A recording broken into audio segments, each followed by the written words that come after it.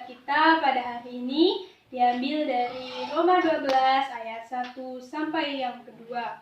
Beginilah firman Tuhan, persembahan yang benar. Karena itu, saudara-saudara, demi kemurahan Allah, aku menasihatkan kamu supaya kamu mempersembahkan tubuhmu sebagai persembahan yang hidup, yang kudus, dan yang berkenan kepada Allah. Itu adalah ibadahmu yang sejati. Janganlah kamu menjadi serupa dengan dunia ini, tetapi berubahlah oleh pembaharuan budimu, sehingga kamu dapat membedakan manakah kehendak Allah, apa yang baik, yang berkenan kepada Allah, dan yang sempurna. Halo teman-teman, apa kabarnya hari ini? Saya percaya teman-teman semua dalam keadaan sehat, tidak kurang suatu apapun, walaupun kita masih belajar, bersekolah, dan beribadah dari rumah, itu tidak mengurangi rasa semangat kita untuk terus beraktivitas, untuk terus berkarya, dan terutama untuk terus memuji dan memuliakan nama Tuhan. Kita berdoa semoga Tuhan memampukan kita melewati masa-masa seperti ini.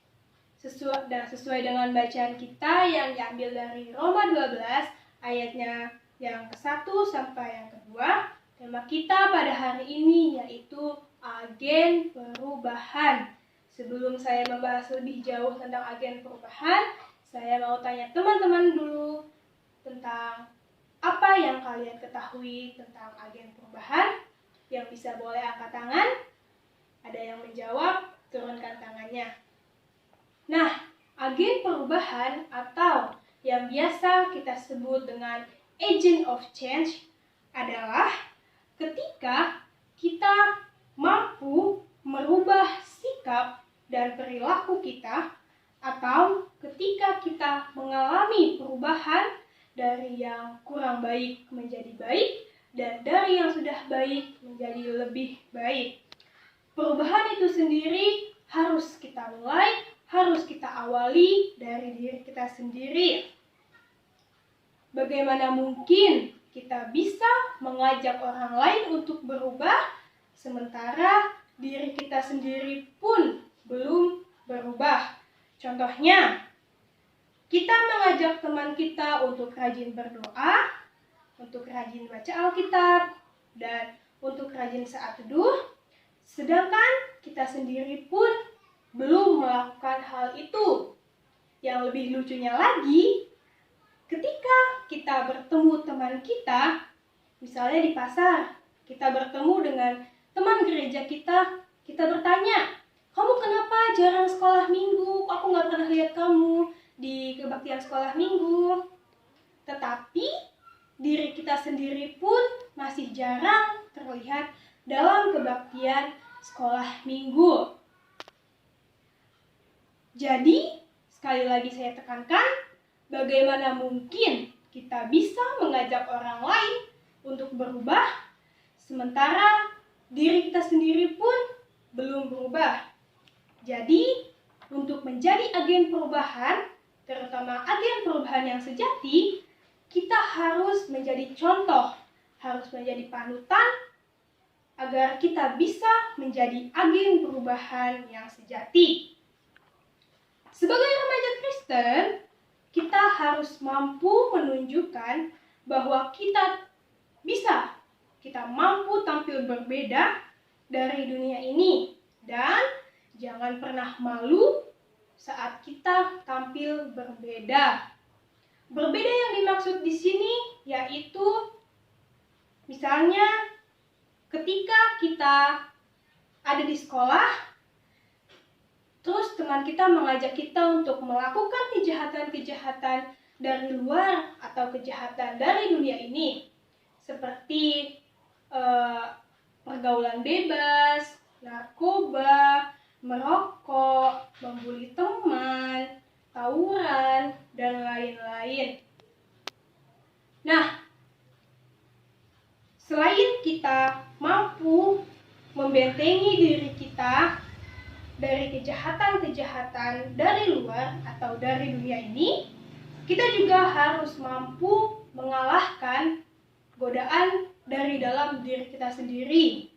Contohnya iri hati, amarah, dengki, egois, perselisihan, perseteruan, dan lain-lain. Seperti yang tertulis dalam kitab Galatia 5 ayat 19 sampai ayat 21. Nah, dalam bermasyarakat juga kita harus bisa tampil berbeda dari dunia ini. Kita harus bisa menunjukkan bahwa kita tampil berbeda. Nah, saya di sini akan menjelaskan maksud dari tampil beda dan saya akan memberikan 2 contoh. Contoh yang pertama dari kata tampil beda adalah misalnya teman bermain kita mengajak kita untuk melakukan kejahatan-kejahatan dunia ini. Seperti yang tadi saat kita berada di sekolah, teman kita mengajak kita untuk mengikuti pergaulan bebas, merokok, ikut membuli teman, mengikuti tawuran, dan lain-lain. Terkadang teman kita yang di rumah, teman kita bermain, tidak jauh berbeda dengan teman kita yang di sekolah. Nah, kata tampil beda yang kedua di sini yaitu menunjukkan kita sebelum menjadi agen perubahan dan sesudah menjadi agen perubahan. Misalnya dari cara kita berpakaian, cara kita bertutur kata dengan orang yang lebih tua, terutama kita sebagai remaja kala-kala harus mengerti sedikit tentang pertuturan atau tutur adat Karo. Misalnya, kita harus bisa membedakan mana yang mama, mana yang bungkila, mana yang mami, dan mana yang bibi, dan seterusnya. Kadang-kadang kita memanggil yang harusnya itu mama kita, kita ubah jadi bengkila kita. Yang harusnya itu bengkila kita ubah lagi jadi bapak kita, baik itu bapak tengah, bapak tua, atau bapak muda. Begitu juga dengan mami. Kadang juga kita memanggil mami kita dengan sebutan bibi, dan bibi juga kita ubah menjadi mama, baik itu mama tengah, mak muda, mak tua, dan sebagainya. Nah, teman-teman, sebagai agen perubahan, khususnya sebagai anak-anak Tuhan, kita berkewajiban untuk berkomitmen menjadi agen perubahan, khususnya agen perubahan yang sejati, yang bertumbuh dan yang berkarakter iman dalam Kristus Yesus. Untuk itu, mari kita tunjukkan perubahan-perubahan yang sudah kita alami, misalnya tadi dari yang kurang baik menjadi baik, dan dari yang sudah baik menjadi lebih baik. Kita tunjukkan dalam kehidupan kita sehari-hari, baik itu melalui perkataan maupun perbuatan. Seperti yang tertulis dalam Galatia 5 ayat 22 sampai 23. Sebelum saya mengakhiri khotbah saya mau bertanya, apakah ada di antara teman-teman yang siap untuk menjadi agen perubahan? Kalau yang ada, bisa angkat tangan, diturunkan lagi tangannya. Jika teman-teman siap untuk menjadi agen perubahan, terkhususnya agen perubahan yang sejati, katakan, ya, saya siap jadi agen perubahan yang sejati. Demikian firman Tuhan yang bisa saya sampaikan. Kiranya firman Tuhan ini bisa bertumbuh dan bisa berbuah dalam kehidupan kita semua.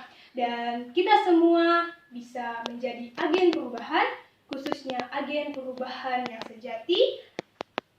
Inilah firman Tuhan. Tuhan Yesus memberkati. Amin.